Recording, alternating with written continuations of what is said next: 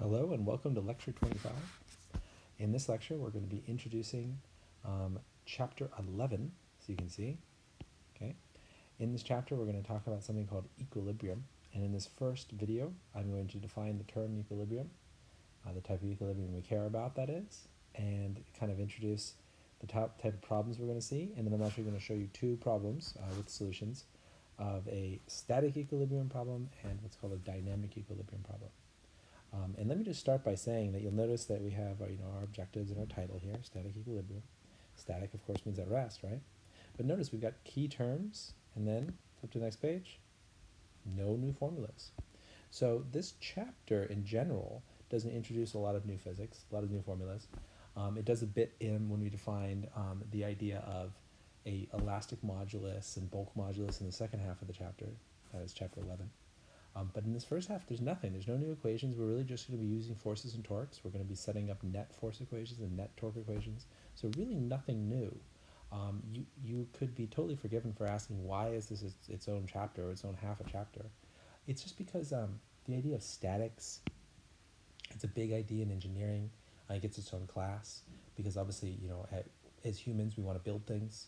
We want to build things that don't move, right? So they don't fall apart. And so a lot of times we care about systems being stable. And so since that's kind of such an accessible idea and an important idea, it gets its own whole section. But physics-wise, it's nothing new. It's more of just like an application, to engineering, say civil engineering. So that's what we're going to be seeing here. We're going to be seeing things that usually are like bridges or beams or ladders, and we're going to be talking about how we can make sure they don't fall. Okay? So that's it. The actual kind of mathematical approach, when we do set up our sum of torques and sum of forces, there may be more forces and torques than we would otherwise see. And the reason for that is because we can have everything set to zero, so what might be kind of an overly complicated system can be more accessible here where everything's at rest, okay? Or at least not accelerating. So without further ado, let's get to the definitions. We'll run through those. All right, so key terms. Well, equilibrium, we've actually seen equilibrium. I'm sure you remember it. And it just refers to, it's a general concept that states that the sum of torques and forces are equal to zero. Okay? So equilibrium is a general concept. And I say general because there's so many different versions of it that states that the sum of forces and torques are equal to zero.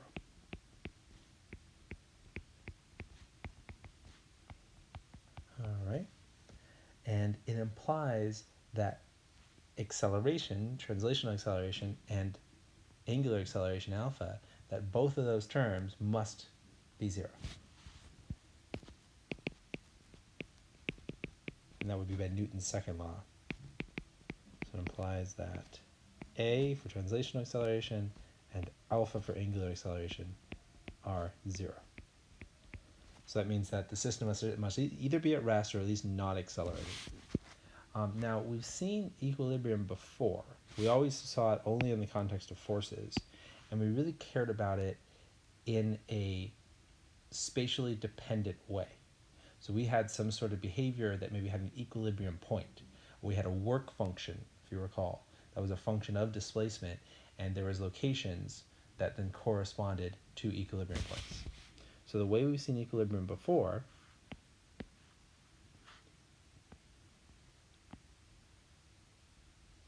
so in previous chapters,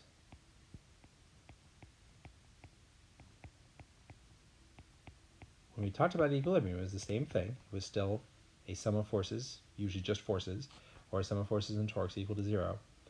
But the three types were neutral, stable, and unstable. And that was always in the context of a potential energy graph. So we saw like something like this with potential energy, U in units of joules, and then X maybe in units of meters. And if there was a curve on that graph, something like this maybe,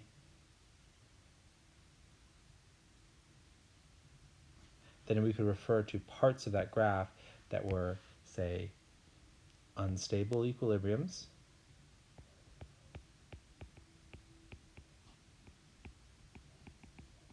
And that had to do with the first derivative with respect to x of the potential energy function, which was force, and then the directionality of the force, negative or positive in this 1D system we have here, would tell us whether there was a restoring force, which would then be a stable equilibrium, or a force that just accelerated the system away from that equilibrium, which gave us an unstable equilibrium. Okay, and so then the flip side of that was, of course, the stable equilibrium down at the bottom.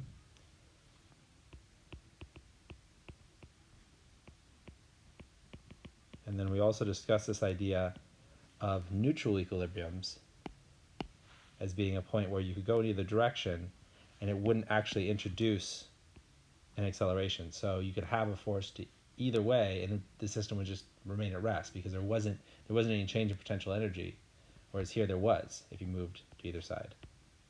Right, the potential energy changed. But if the potential energy was flat or independent of x, then that was a neutral equilibrium.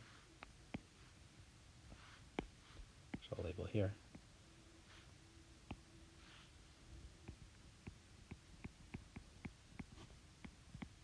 So those were the three types of equilibrium, and that's how we really saw it. That's a good way of thinking about equilibrium, but it's really focused on the idea of its dependence on x, okay, and how it relates to a potential energy graph. And the slope of that potential energy graph being force. Okay, great. Kind of the part that's most applicable to this chapter is the neutral equilibrium, because we're talking about systems that aren't just precariously balanced. You know, when we talk about these things that have an application to civil engineering, it's not like we build a tower and we balance, you know, the floors in the tower so that if there's the slightest tip, you know, they fall over, right? And we also don't balance things so that if you move a little bit, the system starts rocking back and forth, but then restores itself. You know, we don't build houses that are, you know, hanging at the bottom of giant, you know, chains, you know, mounted, you know, by like some big structure so they swing side to side. You know, now is there inherent kind of dynamics to building? Yeah, you hear about, you know, buildings that are made to sway in the wind, that have earthquake absorption built into them.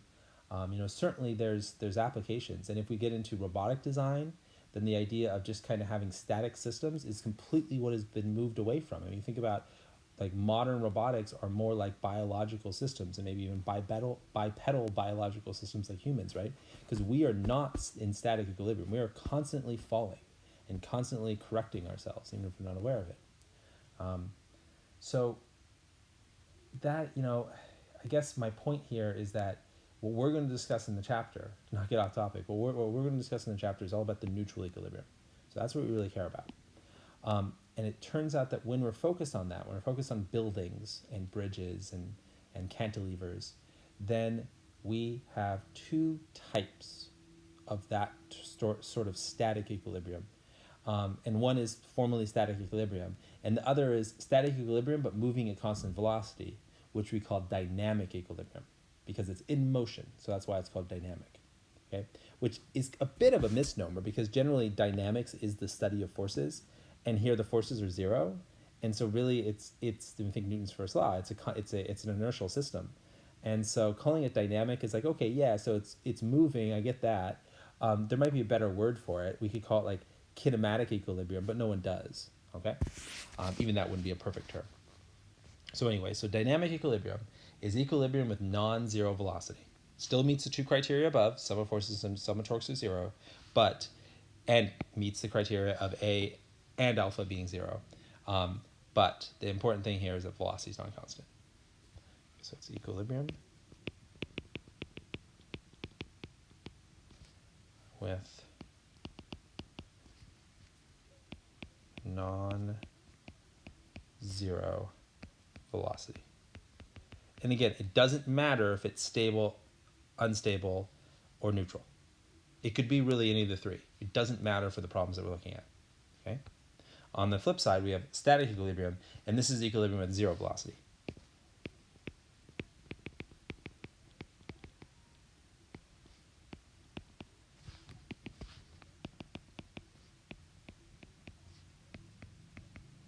Okay, so in static equilibrium, everything's zero. angular acceleration, translational acceleration, and velocity are 0. Okay. And when I say velocity, that's general, because so that could be angular or translational.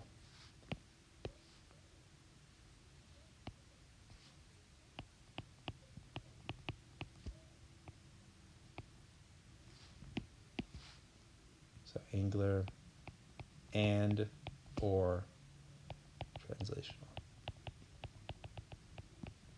Okay, so hopefully that makes sense. And just to say it one last time, you could have static equilibrium that's unstable, you could have static equilibrium that's neutral, right? So it's kind of like it's an extra degree of specificity when we're talking about equilibrium of a system. Our last key term here gets a whole section in your book, and that's the idea of center of gravity. Really, center of gravity is something I've already talked about, because when I talk about center of mass, I right away, when I introduced it, when I always teach this class, I would say, oh, well, this is where the force vector acts. So some textbooks are kind of careful by being just leaving the idea of the center of mass as more of like its definition of a balance point, and not saying that's where gravitational force acts, not from the get-go, and then maybe explicitly saying it here in this chapter. But we've already been saying that, so it's going to sound like something we already know. But it's simply this. It's just the idea that gravitational force acts, so that's the force vector, acts only at the center of mass. Okay, which can be called the center of gravity. So those are synonyms. Kind of depends on the context. If there's a force vector there, then sure, call it the center of gravity. If there's no gravitational force vector there, because maybe you're not in a gravitational field, you're like floating in deep space, then probably wouldn't make sense to call it the center of gravity. Okay, so which is the center of gravity. So again, think of those as interchangeable terms: center of mass, center of gravity. Okay, absolutely. Now, students always ask me, it's a natural question, are they really interchangeable? There's no difference between the two? Well, actually there is. Okay, so if you have something that is so large that its size extends over an appreciable difference in the gravitational force, because in the very next chapter, we're going to show that gravitational force, the gravitational force that, say, creates the gravitational acceleration on the surface of the Earth being 9.8 meters per second squared, we're going to show where that comes from. Okay, well, that only applies to the center of Earth. If I was at an elevation like the International Space Station of 300 kilometers above the surface, gravitational acceleration up there is something like 8 meters per second squared. It's actually, or the resulting acceleration from gravitational force is something like 8. So gravitational force is non-constant, thus the acceleration is non-constant. So if you have something that's so big that it extends over a region where the gravitational force has changed appreciably, then the center of mass and the center of gravity would not be the same. Okay? All right. But we will never do a problem like that. Despite how much I've kind of thought, oh, that's actually something we could solve with calculus. It's never been a topic that I've covered in this class, and we won't cover it this semester, certainly. Okay, so let's do those two examples that I mentioned. All right, so example 2, I'll get back to example 1 in the second video. I want to show that one to you as well. I want to show you 2 really classic examples of a static and a dynamic equilibrium problem. All right, so example 2 is kind of a typical sort of system, right? That something macroscopic, right? Something like that is made out of chains and cords and beams and so on. Okay, so uniform beam weighing 1,200 newtons is supported by a cable perpendicular to the boom as shown. Okay, and really I mean beam here, and I don't know why I changed my wording, so let's fix that. So it's the beam I'm referring to. I guess you call it a boom, call it a beam, but let's call it a beam.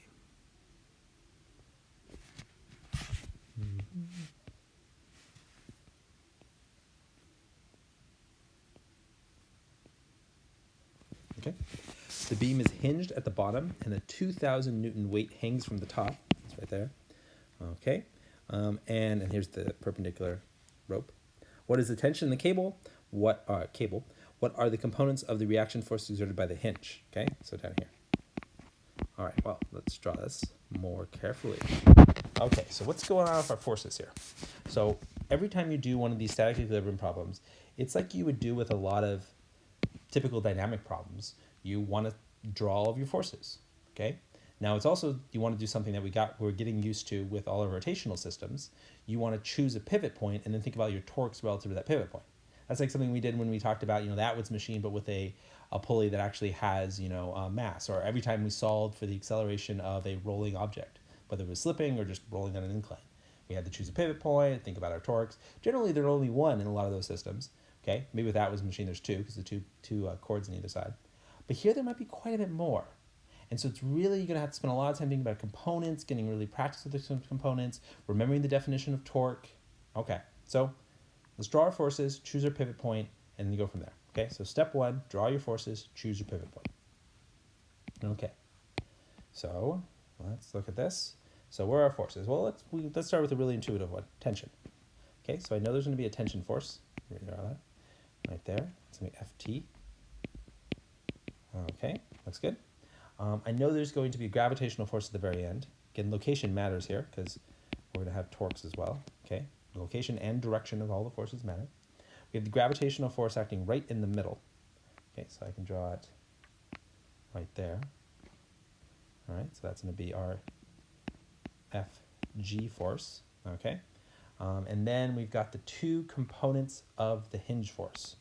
Okay, because there's a reaction force from that hinge, right? Now, one of them is just what you think of as a normal force. He's pushing the ground pushes back up. That's half of what the hinge does. So there would be a force right here, which we'll just call FHY, okay? But then there'd also be a horizontal component of the hinge. Now, why is that? Well, because think about the cord, right? The cord is pulling. We definitely know that it acts along the direction of the cord, so it's definitely pulling to the left and up, but to the left. And there's no other force that is to the left, is there? Or for that matter, to the right. So it means the hinge must be supplying a compensating force because the system is at rest, okay? That's how I'm able to ask for what is the tension in the cable. This is a static equilibrium problem, which should be obvious because what set of notes it's in, but that's it, right? That's the whole idea when you see something like this and you're not asked for it accelerating. You to assume and it remains at rest. And I can explicitly say that on an exam, but here we're to assume and it remains at rest. Okay? So that means we know there must be a horizontal force like this. Okay? It'll be a bit bigger. Just to make it kind of scale with my tension that I drew. So maybe something like that. Okay? And that right there is FHX. Okay? Now I'm going to choose my pivot to be the hinge. I have a strong bit of advice for you here. I want you to always choose your pivot to be at a location where the most torques become zero. Okay? So why does this pivot meet that criteria? Well, because by choosing the pivot right there, both components of the hinge force create zero torque. They create zero torque because they have a moment arm of zero relative to our chosen pivot. Okay? If I'd chosen the pivot to be at the center of mass, otherwise it's a good choice, or to be at the tip, kind of an odd choice, but in this case equally good. Or if I'd chosen the pivot to be at the connection point of the tension, that might be a good choice. But regardless, all of those choices would have ended up with more than one, basically with only one force going to zero. Now, technically the tension one here really has two components based on our coordinate system that I'm implying here, and I'll formally draw. So I guess that would also be an equally good choice to draw the pivot there. But you really always want to have the pivot where the most number of forces, even if it's a tie within a location, but the most number of forces create zero torque. Okay? It's as simple as that. So the bottom definitely meets that standard. Okay? What I want to do is draw that coordinate system, like I mentioned. So we're just having a really typical one here. Positive x to the right, positive y up, and then positive theta in the counterclockwise direction. Okay, good. Anything else? No, now that we have got our free body diagram done and our choice of pivot done and have chosen our coordinate system, right, that's all the groundwork that you have to lay to solve a problem like this, then you want to write out your sum of forces and your sum of torques. Okay, so it would be sum of forces in x, sum of forces in y, sum of torques about the pivot. So F net x, F net y, tau net pivot. Okay, so here's the question. What are these all going to be equal to? 0. That's the whole point. This is a static equilibrium problem. Even if it's a dynamic equilibrium problem, it's an equilibrium problem, which means that all 3 of these equations must be equal to 0. Okay, so now we just collect information to fill in the equations. Okay, they're equal to 0 because the MA part, or the I alpha part, is 0. But that doesn't mean there's not forces and torques, it's just that they balance each other out. Okay, so in the x direction, we would have FHX minus FT times, well, looking here, it'd be cosine of 25. Okay, because we're given this angle right here. Now, we actually wouldn't have had been given that angle because we were told that the cable was perpendicular to the rod, so we could have used geometry to find that angle because we know it has to be the complement of 65. 65 and 25 have to equal 90. So, but they, because I pulled this from another source, obviously I didn't draw this myself, but that 25 degrees is provided in the figure, so it's fine. Nothing wrong with that. Saves us some mind work. Okay, so that's equal to 0 because static equilibrium. What's going on in the y direction? A bit more. So we got positive hinge force, and we've got a positive tension force, sine of 25. Okay, and then we've got our 2 gravitational forces, minus Fg. I call them both Fg. I should distinguish between them. I'll call the one at the top 2 and the one at the bottom 1. So it'll be 1 and 2. Okay, so there you have it. So we have Fg1 minus Fg2 equals 0. Okay, now you might be wondering, why is it that I'm calling the 2 components of the hinge force like that and not just calling them, why don't I call it like Fh cosine of phi, Fh sine of phi for the x and y? I actually could, okay? I don't think that's any easier, however, right? So I could have just as easily wrote this as Fh cosine of phi and Fh sine of phi, because then my 2 unknowns from this system would be, because those are the 2 things I'm solving for, aren't they? Okay. Well, then in that case, my 2 unknowns would be the magnitude and the angle. But instead, I'm making my 2 unknowns the components. Okay. It's totally up to you. You'll get the same answer. And I didn't mention this earlier. You're probably wondering, you also get the same answer if you chose a different pivot location, even one where fewer forces went to 0. So ultimately, you're going to get there, as long as you don't make an algebra mistake. There's more than one way to solve these problems. Okay. So, but then the torque about our chosen pivot. Now this is the fun part. Okay. So first of all, we have to think about the torques that create positive, or the forces that create positive torques. Well, the 2 gravitational forces create a non-zero torque relative to our chosen pivot, but they both would create a torque that would want to rotate the beam in the clockwise direction. Just visualize it, okay? So the only force that wants to rotate the beam in the counterclockwise direction, the positive theta direction, is the tension force, okay? So that means that to be leading with a positive, our first torque is going to be the tension force, and then multiplied by the moment arm. And remember, the moment arm is the perpendicular component of the displacement vector.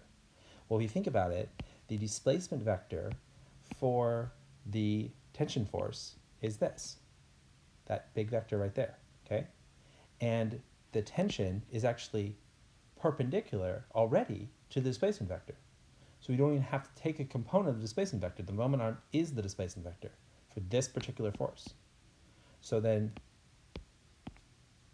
our tension torque is Ft times 3/4 L, because that is the full moment arm, okay?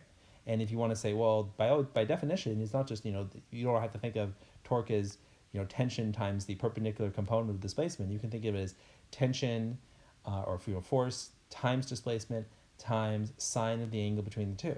Well, what would sine of the angle between the 2 be? 90 degrees. So it would just be sine of 90, right? Yeah. Okay. But that's just 1, so let's leave it off. Okay. And so that's our 1 positive torque. Then we have Fg1. That's the gravitational torque from the weight of the beam itself. And that one would be times 1/2 L, because that's how long the displacement vector is. right? That's the distance from, right there, it's that distance, that's the displacement. But here, the displacement and the moment arm are not the same, right? Because we just need a component. So we just need the perpendicular component of that vector, right? If that's the displacement, I just want that component, because that'd be the component that's perpendicular to the gravitational force. So what would that be? Well, looking at it, it'd definitely be relative to 65, and actually it would be cosine of 65. Okay, now wait, but the torque formula is always force times displacement times sine of the angle between the two. Well, yeah, but the angle between the two isn't 65, is it? The angle between the two is that angle right there. Well, that of course is 25, okay? Well, there you have it, right? Sine of 25 and cosine of 65 are the same. But I'm thinking of this as r perpendicular. Hence, why I wrote it as cosine. Okay, so it's up to you, same geometry, same triangle. All right, so then minus FG2. This one would be times the full length, because now we're all the way up here at the end. And this is going to be the same thing. This is also going to be cosine of 65. Okay, and those torques, due to the equilibrium condition, right, the whole rule here, they're equal to 0. There we go. All right, so from here, it is algebra. Okay, that's all the work, we did it. So in part A, we want to find the tension. Okay, so I always look at my formulas, think about what I know. Okay, well, take a look at this, all right? I forgot that the tension was our third unknown, right? Because we have 3 unknowns here. We don't know FHX, FHY, or the tension, but we can find all 3. So, but the tension we can find right away. Oh, yeah. We can find it with our torque equation. Done. Because there's only one unknown there, right? We know both of these. We're given them in newtons. We know L. So let's do it.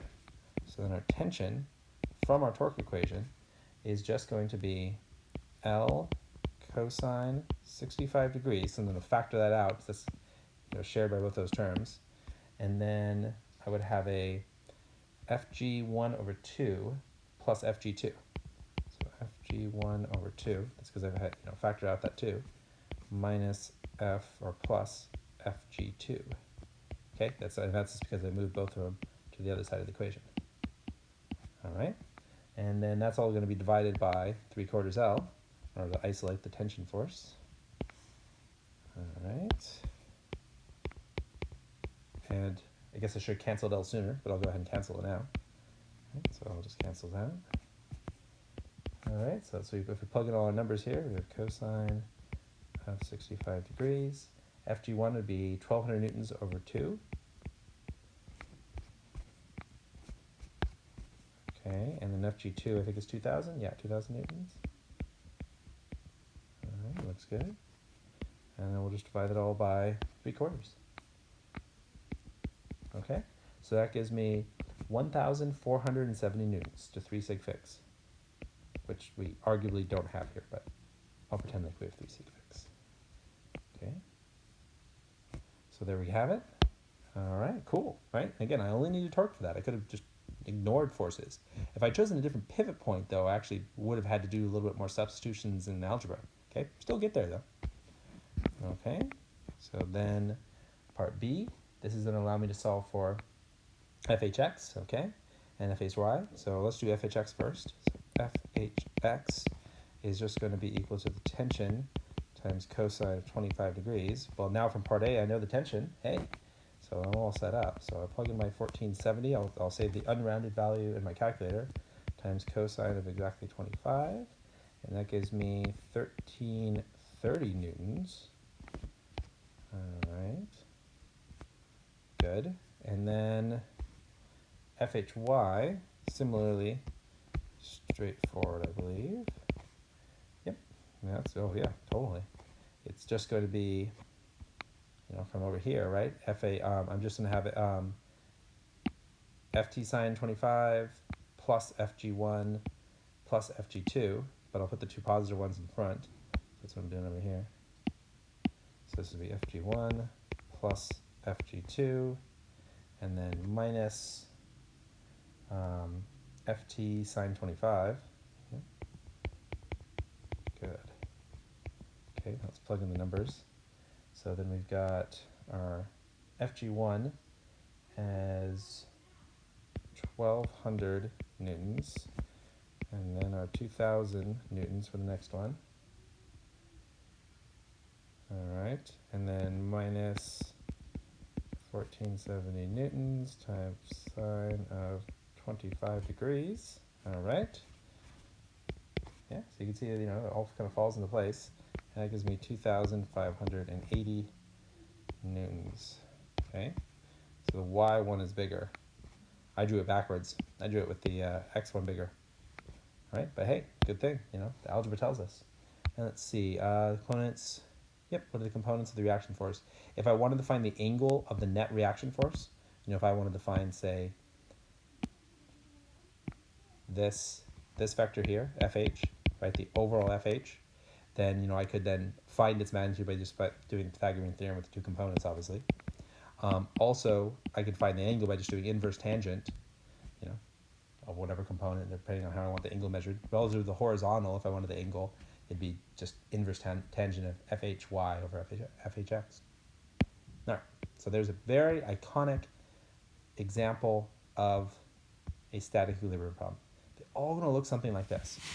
Okay? Things at angles, taking components, thinking about your pivot point. It's all just variations on this theme. Okay? So you can really hone in on this one approach, and I think it's very formulaic in terms of draw the free body diagram, choose your axes, choose your pivot point. Okay? Then write out your sum of forces and sum of torques. Then kind of think about how the algebra is going to flow. Choose your approach of substitutions or whatever. In this case, basically just directly solving for one thing and substituting it back into two equations. That's it. Okay. Okay, let's do the one dynamic one to wrap this up. So a person wants to push a lamp of mass m, 7.2 kilograms. They want to push it across the floor. It has a base radius of 12 centimeters or 0.12 meters, and a height of 0.75 meters. All right, which there's a friction coefficient of 0.2 with the ground. Okay, how far below the center of mass of the lamp can the person push so the lamp slides at a constant velocity without tipping? Okay, because if they push too low, then what's going to happen is so basically, I guess we want to find out, because they could push lower, it'll be fine, but if they push too high, it's going to tip. So we want the highest point at which they can push for it not to tip. Okay, but it's just about to tip. And since it's just about to tip, we have a very interesting thing that happens with the forces that a lot of people don't anticipate. And it turns out that because this person's pushing as high as they possibly can in order to prevent tipping, okay? If they went any higher, then the lamp would start to tip. That since it's just about to tip, the normal force is actually acting at the front corner of the lamp. And the friction force is also acting at the front corner of the lamp base, okay? If the lamp was at rest, then the normal force would be acting right there, okay? So it's a different type of situation. Also, you're only ever going to see friction forces in dynamic equilibrium problems. Because in static equilibrium problems, I guess that's not true. You could have static equilibrium problems of something on a ramp. And then the static equilibrium would have, the friction force in that case would be, you'd probably be told where it's applied, but a lot of cases it'd be applied exactly in the middle. Okay? But certainly the normal force would act right in the middle, directly below the center of mass, if this was a static problem. But it's not. It's a dynamic equilibrium problem. But otherwise, it's the same sort of approach. Our free body diagram has already been done for us, so we can skip that step and go right to choosing the pivot and the coordinate axes. So I'll do the coordinate axes first. So positive x, positive y, positive theta, just like in the last problem, and also the most typical choice. And then I'll choose the pivot to be right here, because again, that's where the most forces are located, or the most forces become zero torques, create zero torques. So that's our choice of pivot. Could have chosen it elsewhere, but I recommend choosing it there. Okay, so then we're just going to get on to writing our sum of forces and sum of torques. Same approach every time. F net x, F net y, torque net pivot. All right, got it. Okay, well, in the x direction, what do we have? Well, we have the pushing force, which is labeled as FP. That's the force from the person. I guess you could call it person force, minus the friction force. That's our only horizontal force. Okay, they're going to have to equal 0. because of equilibrium. In the y direction, we got the normal force going up, and then we've got mg going down, okay, which would be Fg, but I'm using the labeling from the picture. What about our torques? Okay, so this is interesting, okay, because we've got, let's think about it. Which of these two forces that create non-zero torques create a positive torque? Well, based on our choice of axes, then it's got to be the gravitational force. That's the one that wants to spin in the counterclockwise direction, spin the lamp in the counterclockwise direction. Okay, the floor is in the way, person pushing is in the way, but if left to its own devices, that's the way it would spin. Okay. Meanwhile, the pushing force wants to push the lamp in the clockwise direction, which would be a negative torque. So that means, okay, so that's what we expect in terms of the sign. What does the calculation look like? Well, the torque created by gravity would just be mg times the perpendicular component of the displacement vector. Well, just to hone this in, this is the displacement vector right there. The perpendicular component of the displacement vector is right there, be the horizontal component. Well, that's just equal to the radius of the lamp base. So it's literally just going to be 0.12 meters, all right? That's our R. Okay, meanwhile, we've got the person's negative force, okay, so that would be Fp, and that's going to be times just that right there, because the distance to the displacement is this right here. This is the displacement vector, and then the perpendicular component to the force of that displacement vector is the vertical component, which is just equal to x. Okay, so that would just be Fpx, and that would equal 0. Okay. So what we wanted to find here is we wanted to basically find x, okay? All right. So let's do that. Yeah, because they're pushing at x. Oh, I see.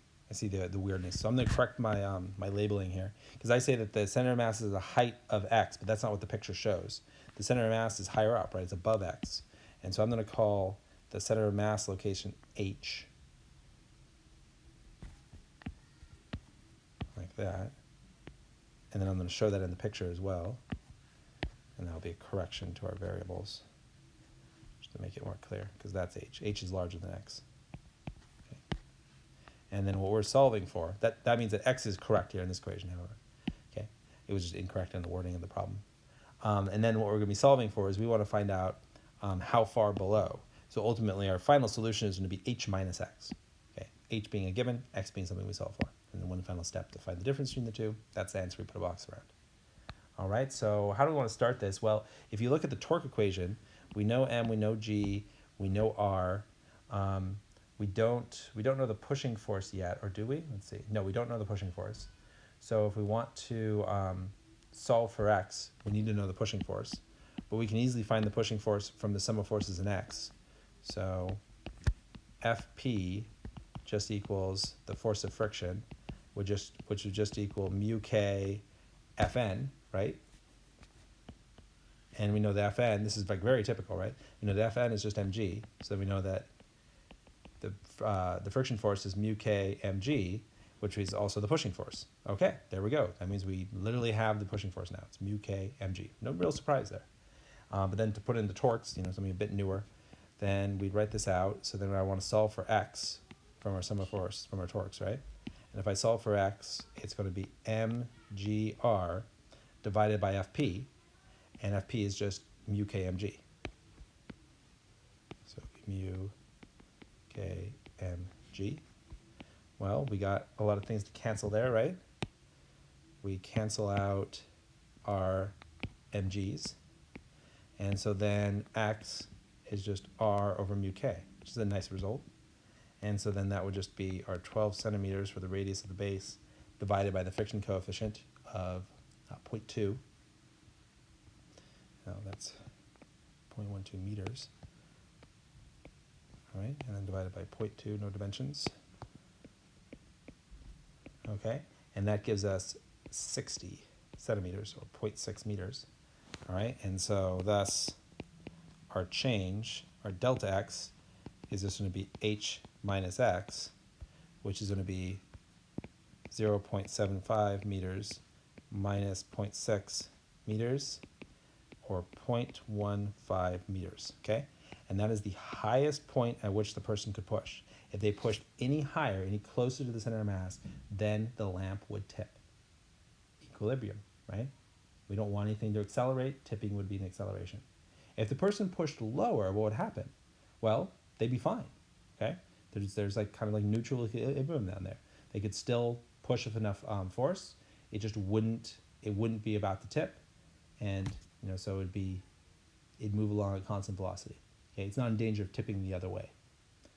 Okay, all right. So there is our second example.